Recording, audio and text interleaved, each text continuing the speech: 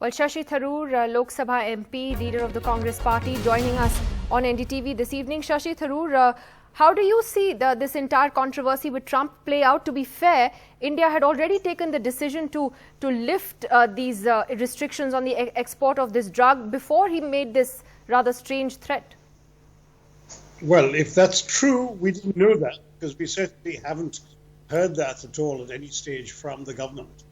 All I know is that what Mr. Trump did was appallingly discourteous.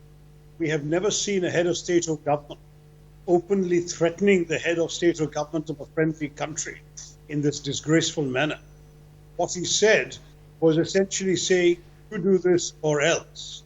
And to do that in a public way, but it's bad enough if he did it in a private conversation with the Prime Minister, but to do it in a public way like this, I think created enormous feeling of unpleasantness all around from anyone watching it in India. And then the announcement of the decision comes at a time when everyone is concerned about a lack of adequate equipment, personal protective equipment for our healthcare workers, and adequate test kits and possibly adequate medicines. Now, if indeed hydroxychloroquine is needed by a large percentage of our population, do we have enough supplies? A week ago in Thiruvananthapuram, there was absolutely no stock available. Today, somebody tweeted from Jaipur saying there is no stock available in any medical store. So we are still ramping up manufacturing for the Indian consumption of our people who should be the first priority of the Indian government.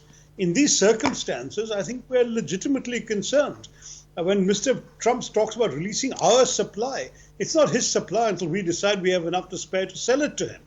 And somehow the caving in on the same day, I'm afraid, left a pretty bad taste in people's mouths. Well, just to be the devil's advocate here, Shashi Tharoor, I think people have said a couple of things. One is that Donald Trump has a certain way with words. He's annoyed the best of his allies with what he's said over the years. But two, that we are an important strategic partner of the United States and that it would have been short-sighted for India to have overlooked this request because, you know, we also would need them in this fight against COVID-19. So you've been a diplomat too. I'm asking you from that perspective as well, that wasn't it better for India to have lifted this restriction? Maybe it shouldn't have been announced in the first place because it was announced only a couple of days ago.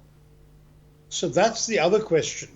When did Mr. Trump convey to Mr. Modi before Sunday that he was interested? He mentioned Sunday in his press conference.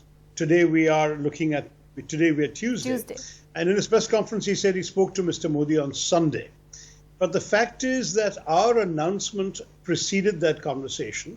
And therefore, clearly, we had no idea that the Americans were counting on us for vast quantities of hydroxychloride before that.